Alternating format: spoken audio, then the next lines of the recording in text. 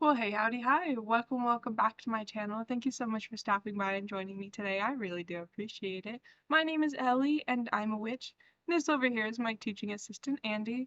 And today is Sunday, and on my channel that means it's Cryptid Countdown, which is basically just a series where I take a state, region, country, and I tell you about the cryptids that live in that place. Today's Cryptid Countdown is going to be Hawaii, where I have just 3 cryptids, so a little bit of a shorter video for you today. If you don't like cryptid content, though, I do have 2 other series on my channel. One is Misheard History, which I do on Mondays, and then I have Tea Time and True Crime on Tuesdays. Obviously, Tea Time and True Crime is just me talking about a true crime case while I sip some tea, and then Misheard History is I take a history topic you may or may not have learned about in school, and I tell you the truth behind it. If you ever wonder on what authority I talk about any of these topics with, I am in college pursuing a degree in both history as a topic as well as criminology. As for Cryptid Countdown, I just enjoy talking about cryptids, so cut me some slack there. With all that being said, let's go ahead and jump into the video.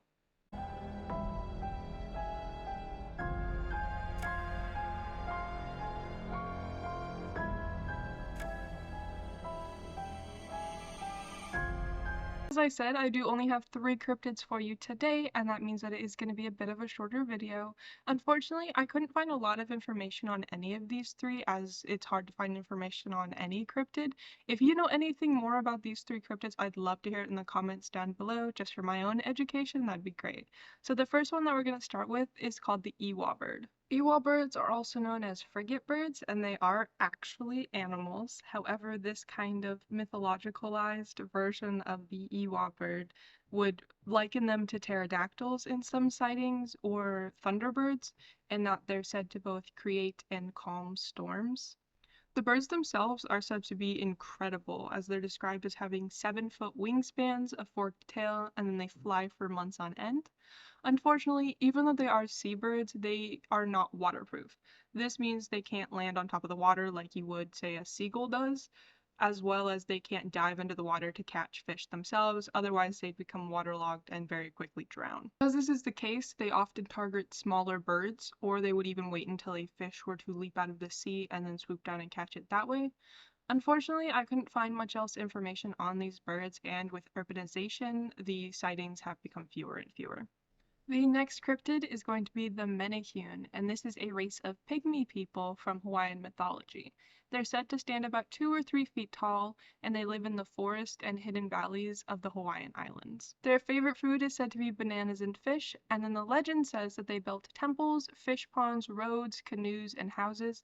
Some of these structures are actually still standing. The origin of the Menehune is unknown fully.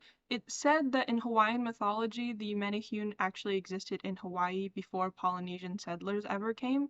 However, there is no mention until after European settlers had made contact, and Europeans themselves actually have their own race of pygmy people called brownies, which is thought to have been the inspiration for the Menehune in Hawaiian mythology.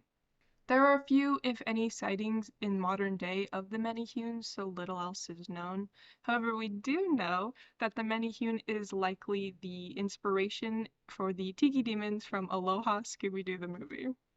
The last cryptid I have for you today is going to be the Nightmarchers. Not much is actually known about the Nightmarchers, it's mainly just speculation as to who these beings are or what they're looking for or what they want. The description that we have of these cryptids is that they are ghostly apparitions that march to the beat of a primitive pounding drum. Some accounts say they are armed spirit warriors going to and from battle. Other accounts say they are high-ranking ruler spirits that are being led to places of high importance or even to welcome new warriors to join battle. Other accounts say that the marchers are just methodically searching for an entrance to the next world. What we do know is they roam in certain areas and they're recognized by their burning torches and chants.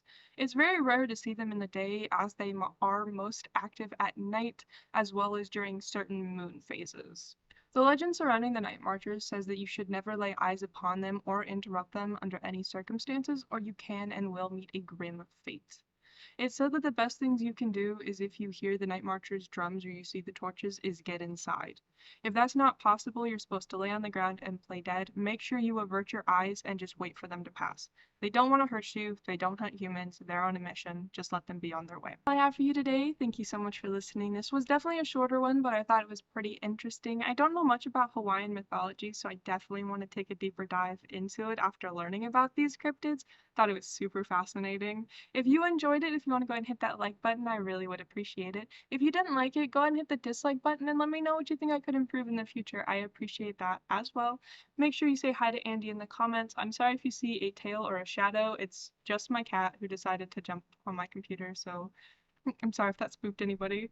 I don't think I have anything else for you. Like I said, if you are not interested in cryptids, I do have two other series on my channel. I have history and true crime. Coming up this week, I talked about the history of the Olympics, which the video will be coming out tomorrow. And then I talked about Jack the Ripper. But I have a lot of fun ones coming up, so definitely subscribe if you're interested in any of that. And I will see you next time. Bye.